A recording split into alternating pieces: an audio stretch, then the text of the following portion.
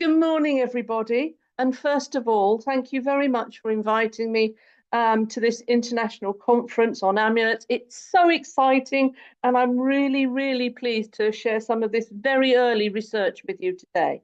As you heard, my name's Diane, and I'm in the Research and Public History Department of the Science Museum in London. But I'm also Senior Research Fellow at Canterbury Christ Church University. It's in that role as a medieval cultural historian that I led the recent National Lottery funded Medieval Animals Heritage Project with my co-lead Penny Bernard, who's here today, where we focused on green heritage, sustainability, and especially well-being of our community members. This participatory action research has led me since to focus on amulets, working with the Science Museum and other museums and collections. And we've held 2 preliminary interdisciplinary workshops so far to develop our research project. Respect is still to be confirmed, but it's a name that I think has some nice resonances, as Alexandra, you just picked up. So respect is about, ignore the enormous lines in the subtitle, it's about reshaping perceptions about amulets. And it's a simple opening premise, a 2-pronged approach examining amulets in British institutional collections at the start, historical analysis of amulets to expand our understanding of how mental health was perceived, and these objects' roles in preventing or curing maybe mental health conditions by the personal agency of the user of the amulet. And the next stage, the 3rd prong, if you like, will focus on using this research to identify possible healthcare measures. So you can see why I think how important this conference is today. I'm very, very much hoping that you will reach out, and maybe we can make this from just a British thing into a global, wonderful thing. So, and thank you for letting me piggyback on this conference today. And in case you're wondering about that photograph in the center, yes, we built a dragon in the university campus. In fact, we built 2, and people commented on how building these enormous amuletic constructions aided their well-being. So let's begin at, and this is where I go wrong because I don't know if it's going to, yes, at the beginning. Amulets are thought of as powerful, sensory, and as healing. We have been working on defining amulets and how they are related to talismans, charms, binding words, and belief. And this early stage respect project takes several interwoven and imbricated strands. So today I'm going to consider research questions, definitions, research topics, case studies based on my own research, and engagement with some very, very tentative conclusions at the end. So the research questions are: material culture from prehistory to the present and across the globe includes apotropaic and prophylactic objects. Amulets are thought of, as I've just mentioned, as powerful sensory cultural objects. But how are these items perceived to aid, to comfort, and even heal? And how can research on communities' use of amulets through the ages and around the world help inform and aid prophylaxis now? How do people conceptualize and understand and discuss and experience mental health in their communities? And furthermore, what role does material culture play in conceptualizations and understandings of mental health? There are, of course, issues. Professor Dan Levine at Southampton University phrased it: modern and indigenous and traditional medical belief systems are underpinned by separate paradigms. So is there any current common ground? And also, I've been told that not to use the term research for applying for any funding to do with medical research. So you can see there's clearly work to be done. How can we add contemporary relevance? And that's why I'm here today, to learn from you and to ask for your help. So here are our definitions. They're very basic, mostly Oxford English Dictionary. Amulet is a preservative, a protection or charm, and a talisman sort of fits within that ring appropriately, because I put that stone ring in the images.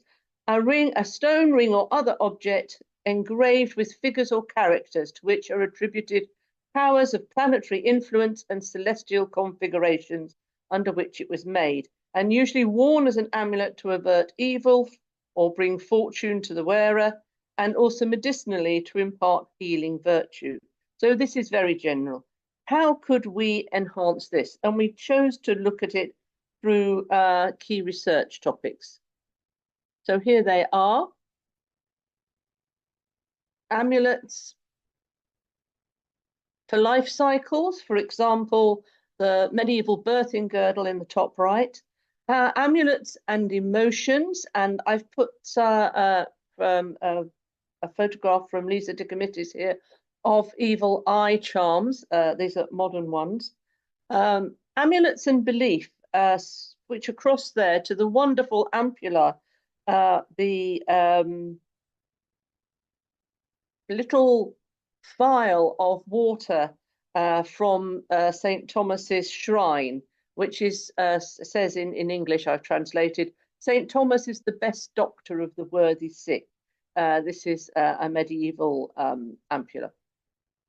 Then we also have amulets and the senses, because that is so important, I believe, in making connections with amulets and healing. And for example, there I've put in that lovely little otter paw from the early Renaissance period, for that sense of touch. But there are very many other ways that we can consider this. Then amulets as protection include not only the Aramaic bowl, which Dan Levine talked about at our workshop, but we also have the evil eye again as a form of protection. And then we have amulets as preventative healthcare, where we have things like discussions around placebos and bedside manners and hospital rituals, for example, on how medicines are prescribed, given and taken, for example, for anxiety, depression, self-care, and increased well-being. And that's why there are these images at the bottom of the National Health Service bags that contain your medicines, which are like an affirmation that you really are ill, and therefore they increase the patient's well-being, it could be said. I'm now going to move on to 3 examples from my own research and also my participatory action research. So I hope you find these interesting. Case 1 is something you may know very well, maybe better than I do, the Canterbury amulet. But as my work is centered on Canterbury, I felt I could not leave it out. It's a 13th century sheet of incantations written in black oak gall ink on parchment and found as a paste down inside the covers of a Canterbury church register. Probably came from St. Augustine's Abbey. And it divides into 8 columns and can be folded into 3 horizontal rows. So one column, as you can see, is considerably darker, and it has been thought that this was folded to be the outer column. The sheet has incantation. This sheet of incantations has charms and diagrams for various healing and warding purposes. For example, on the images on the right are figures from the verso, and they protect against fire, against sudden death, and against storms. And Storm Hindley has suggested that the first roundel on the first page represents the Paternoster, the Our Father. You can see the pater, I think, quite easily, but the noster is more hidden. Now, each column had texts that linked to protection against specific harms, for example, staunch blood or sore eyes, or protect against storms. But medieval parchments, talismans were folded and usually hung over a belt or a string or a necklace, often under clothing, and what I think is key, next to the skin. So as that 5th column is more stained, it may have been placed next to the wearer's skin for longer, making it a touching prayer against the fears of death by fire or water. And this inscribed animal skin to human skin touch seems as important as the visual, or even being able to read the text. So to explore some of these ideas and see whether they have current resonance, I took my ideas to an academic conference and held a medieval amulet workshop last year. Delegates, after a short seminar, were asked to make their own amulets, which they did very readily. It was really quite inspiring. You can see one has made a whole girdle of roundels or rotuli, and someone else has put selkies against burnout. It was a rather tired lecturer at the time. And one scholar constructed their own Hebrew seals or rotuli as a special gift to someone they loved who was in hospital. And several people took their amulet home. And it was clear that there was a sense of purpose about how we look at placing our emotions into text and into different forms of understanding. My main research is on the medieval bestiary, and there are several forms of amulet that are mentioned. The urine of the lynx is apparently transformed into amber. I have to say, disappointingly, this is not an income stream any zoo has been able to use yet, or wildlife park. The transformative nature of the stone is interesting. It links liquid to solid, animal to mineral, and the far-sighted lynx is therefore connected to foresight and to Christ. The hyena stone is found in the eye of the hyena, and if it was placed under a person's tongue, they could then predict the future. And goat's blood was supposed to melt iron and even diamonds, and its power was connected to the Mass, the redemptive value of the Eucharistic wine. So stone melted by animal blood, passion thawing the adamantine gates of hell, and pearls were heavenly dewdrops promising the love of God, a safe delivery, and an antidote to poison. The physicality of the manuscript is where the action happens. It's where the context can join, and this nexus, I think, is particularly fruitful in the bestiary. I'm going to talk very briefly about just one aspect, and that's the pearl. The medieval oyster didn't create her pearls as we think oysters do now. She rose up from her rocky bed to the surface of the water at daybreak, and then a dewdrop suffused with moonlight, starlight, and sunlight became her pearl, and she shut up her shell and sank down to her rocky bed again. The shell was the figure for Mary's womb. The pearl was Jesus, and by extension, all children were and are a heavenly gift. So we can see this in the design and illustration from a medieval bestiary, now Bodley 602. It's digitized. You can see it on digital Bodleian. The other image from Gerhardt is of a pregnant woman absolutely draped in pearls for her, we hope, happy event. But as the portrait sitter is unknown, we cannot know that for sure. So I formulated an idea for seeing how the pearl might work as a way of exploring amuletic ideas by making some oyster shell amulets and keepsakes, to which children, students, and academics then added their own adages and different pearls of wisdom. Some of the children wrote their name as a talismanic part of their keepsake, and making their own names pearls of wisdom. A student, that's the centre one, wrote "Be kind" as the start of her message for beginning university, and an academic chose a Julian of Norwich saying, "All shall be well." And the latter group, with whom I'm still in touch, had their keepsakes 2 years on. For my final case study, I'm looking at books of hours. These are books for personal devotion. Pilgrim tokens were sometimes sewn into books of hours. Evidence of this practice has been found in about 20% of existent books of hours, and that came from Christopher de Hamel, who must have looked at more of them than anybody else. So this is from Oxford Bodleian Library, Douce 51, circa 1490 to 1500. It is also digitized and online. As you can see, I hope, the main miniature illustration of the Madonna and Child has the angel's wings turning the window into a heart shape. And this has been emphasized by the owner, who added a silver pilgrim token you can see in the top corner, a square with a heart and the Madonna and Child in a scallop shell. This is a gift unwrapping of the book's multivalent images of Madonna and Child.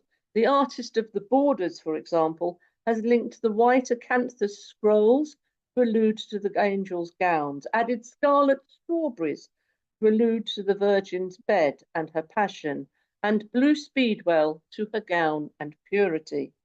And the heart-shaped amulet and the window repeat the invitation to look through the window of one's heart to read with passion and emotion the events in the Holy Land. This is effective piety in clouds of witness. So communal memory and practice using amuletic tokens are linked to here to pilgrimage and spirituality. And I have another